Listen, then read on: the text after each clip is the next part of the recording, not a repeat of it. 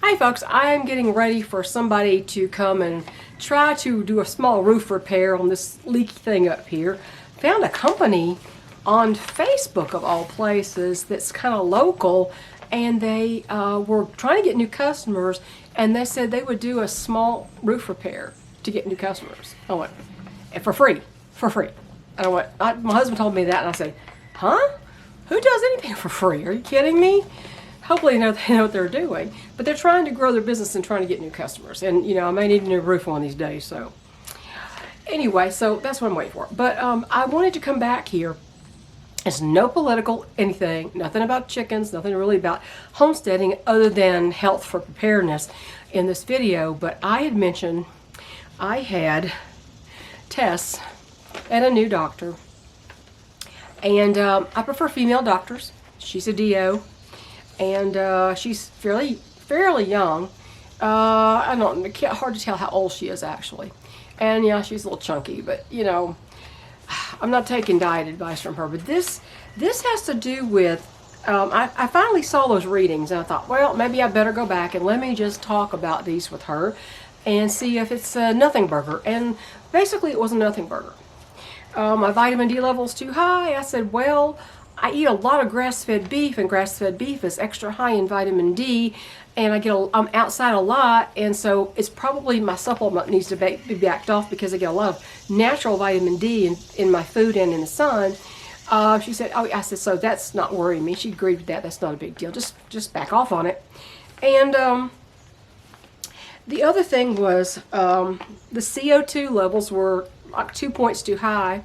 And she said that's nothing. She said it's probably just down the outside range. She said she wouldn't worry about that either. Then I said eosinophil, which is a white blood cell count. It was high. It was like 6.3 or something. It's supposed to be no higher than 5.8. And she said, well, this time of year, especially with all the trouble you had with your ears after the infection back in December, she said, it's probably, I see a lot of people this time of year with pollen and outside and with higher eosinophil levels, so that didn't seem to concern her either. And then we get to, well, first of all, before I discuss that, my free T4 reading was 1.59, and it said it was out of range. I said, is this a lab difference, or because they can have different parameters, and they can actually change parameters over years to bring them in tighter. And she said it's probably a lab difference, and because I had my other test from a few years ago where it was almost exactly the same reading, and it was considered optimal. So she wasn't worried about that. She said all the other readings, your TSH and your T3, are perfect. So she said, oh, you don't need a medication change. So there's that. So we get rid of that. And then we have the standard cholesterol. And she said, well, one thing I was concerned about, I said, I know, my cholesterol, right? And I said, yeah. I said, well, considering that my HDL is 75 and my triglycerides are only 58 and my remnant cholesterol is only 12. It's supposed to be less than 24. Remnant cholesterol is also noted as VLDL cholesterol. And you take your total cholesterol reading and you subtract your LDL, and then you subtract your HDL, and then you come up with a number, and mine is 12. And it's supposed to be less than 24. So I'm way under that. I said, considering all these readings, and considering that over the last 5 years, I've consistently gone more and more toward almost all beef eating. I told her my history, that I started ketogenic a few years ago, even before 5 years ago, on and off. And I quietly crept into Carnivore, which is mostly animal based. And I said, and then I'm mostly carnivore now. But I told her exactly what I ate: beef, butter, eggs from my own chicken, grass-fed beef from a local farmer, eggs from my own chickens, butter. I said a little tuna sometimes, a little bacon sometimes. You know, a few times a week I might have bacon. I said I don't go out to eat. I don't have seed oil. I don't eat sugar. And I said, have a little bit of heavy cream in my coffee and a little stevia.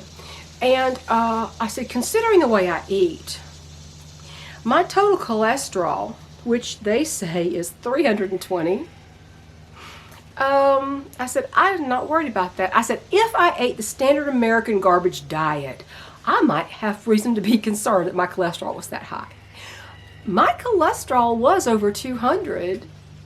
After a few years on thyroid medication, my cholesterol was over 200.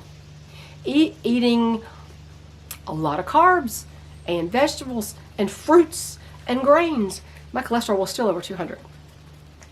Don't believe the Cheerios will lower your cholesterol. That's a bunch of bunk. That's how are sugar, chemicals, and starches going to lower your cholesterol? They're not. But so we don't believe any commercials, right? Let's don't believe the commercials.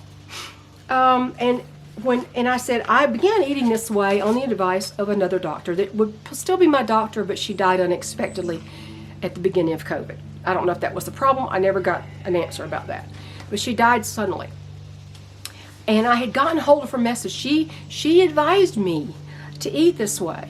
She advised me the handout she would give me and telling me that sometimes women, to kickstart their weight loss, they need to do intermittent fasting, which means you take 16 to 18 hours between the last meal on one day and the first meal of the next day. That's intermittent fasting. That's not fasting, not eating for a whole day. I don't do that. I think it tends to put your body into starvation mode. People get impatient and they start fasting for a day or two or three at a time or several times a month, total fasting. And I honestly think that you're doing your body a disservice when you do that. One day, fine. But if you repeatedly do that, you're confuse your body into thinking it's in starvation mode, and it'll begin to hold on to your nutrition. So, and therefore probably your weight if you have a weight issue. But I said, because I was recommended to do this by a doctor originally, and it has been working for me, and I'm not hungry all the time. I don't have cravings all the time. I said, and I'm not worried about my cholesterol. And I told her before there were studies that showed that people with higher LDL are less likely to die early, and people with low LDL have more early deaths.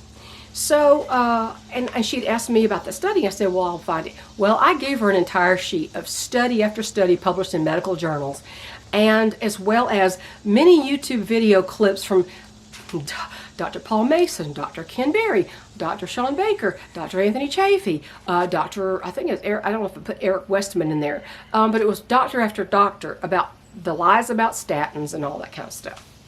So, anyway, when she found out the way I eat and the way I live and what I don't eat, more specifically what I don't consume, she seemed less upset about the cholesterol.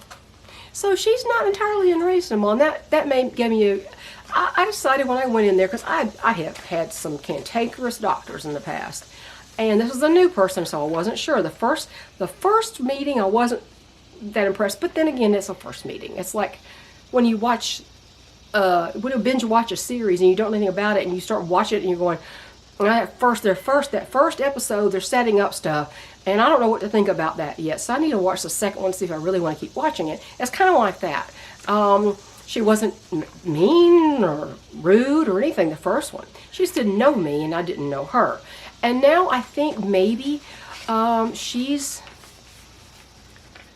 going to be okay. We'll see. But when I explained to her how long I've been eating like this and what I eat and what I don't eat and what I don't do and how I get sunshine and exercise and all that kind of stuff, she's actually seemed a little bit impressed. So kudos to her. On the other hand, my husband's doctor, I've said from the beginning, I said I would not like her. We would not get along. She's Asian and she wants to push greens. You must eat more greens. Never mind that he reversed his kidney disease from stage 3 to stage 2 by eating this way. She's going to push, you got to have a statin. You know what his total cholesterol was? 214. Mine's 320. It was 214. His LDL and his HDL, his trigs, his ruminant cholesterol, they were all perfect.